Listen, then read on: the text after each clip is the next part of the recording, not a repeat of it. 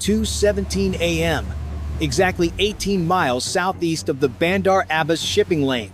The murky waters of the Strait of Hormuz suddenly erupt in a violent 300-foot geyser of boiling sea foam and shredded steel.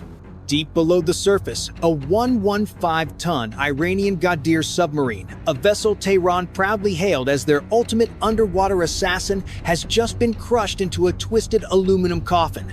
If you are an Iranian commander thinking the noisy, shallow waters of the Persian Gulf offer a perfect acoustic hiding spot to ambush a 9,000-ton American destroyer, then you are about to learn a brutal, multi-million-dollar lesson in modern warfare. The arrogance of the Iranian Guard led them to believe they had the mighty USS Gravely surrounded, with torpedoes ready to fire at the American hull. But here is the genius detail that makes this mission a masterclass in naval supremacy. The United States Navy never waits for the enemy to pull the trigger. They orchestrated its total collapse from 37,000 feet up. Down in the suffocating control room of the Ghadir-class submarine, the Iranian commander is practically vibrating with misplaced confidence, staring at a tactical screen that tells him a beautiful, fatal lie. At a depth of 97 feet, blanketed by chaotic tidal currents and the acoustic clutter of commercial supertankers churning the water above, the crew believes they have achieved absolute invisibility. They operate three 115-ton boats, mere North Korean knockoffs running on brushless DC motors, arrogantly claiming to be the silent ghosts of the strait.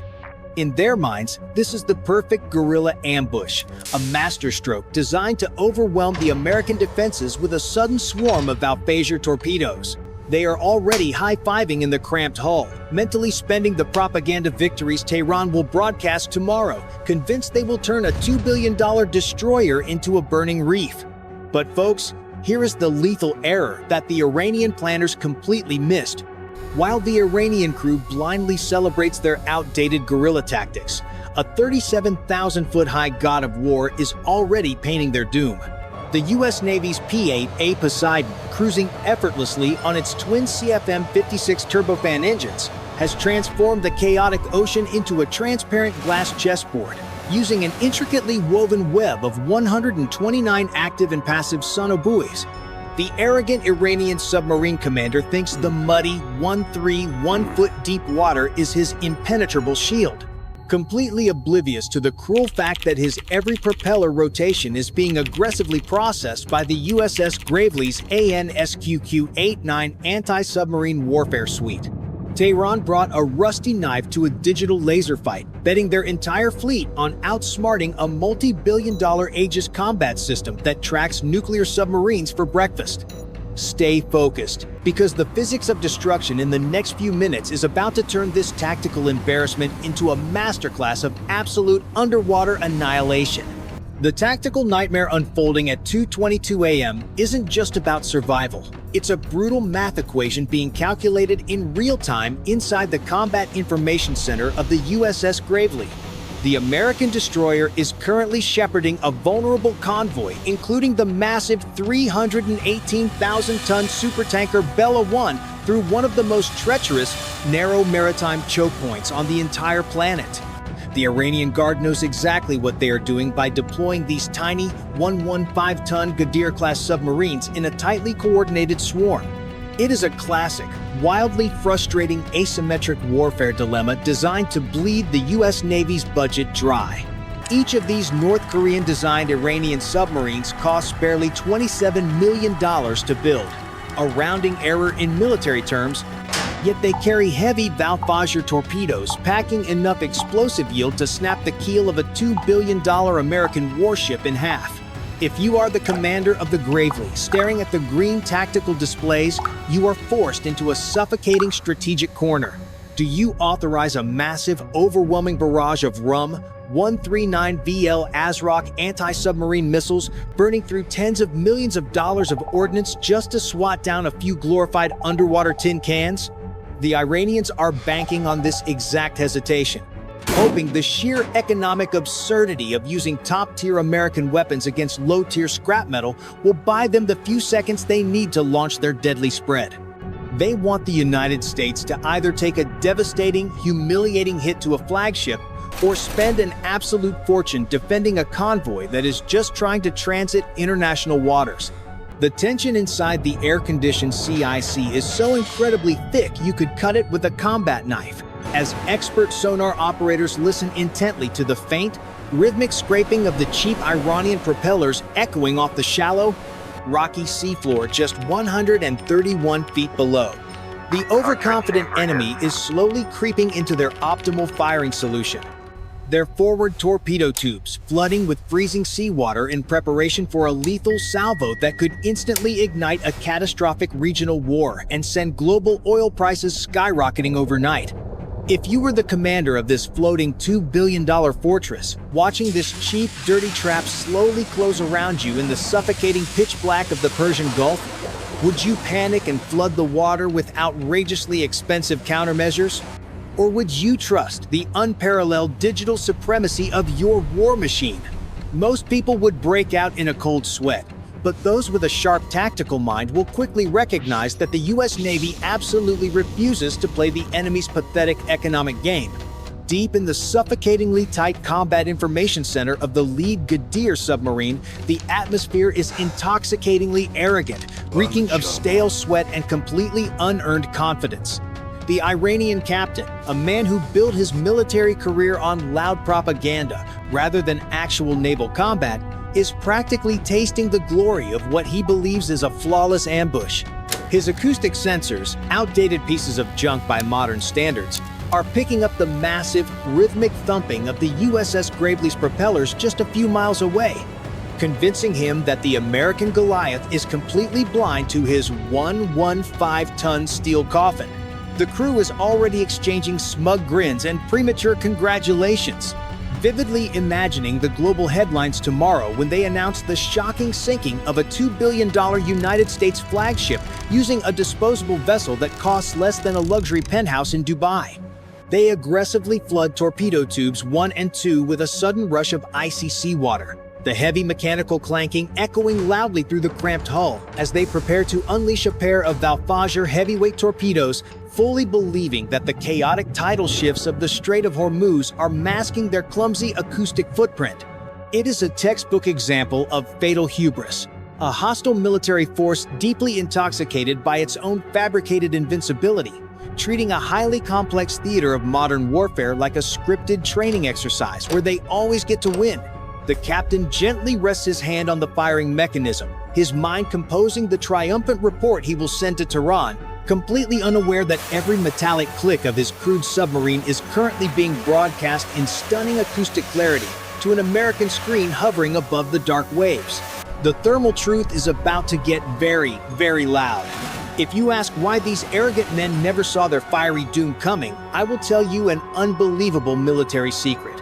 At precisely 2:22 a.m., just as the Iranian commander's sweaty finger twitches to unleash his swarm, the USS Gravely executes a tactical maneuver that completely rewrites asymmetric naval warfare.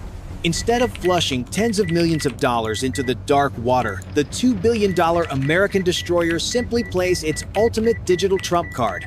In a blinding 90 seconds, an MH-60R Seahawk helicopter roars off the flight deck, its twin engines tearing through the humid Persian Gulf night toward coordinates seamlessly fed by the P-8A Poseidon.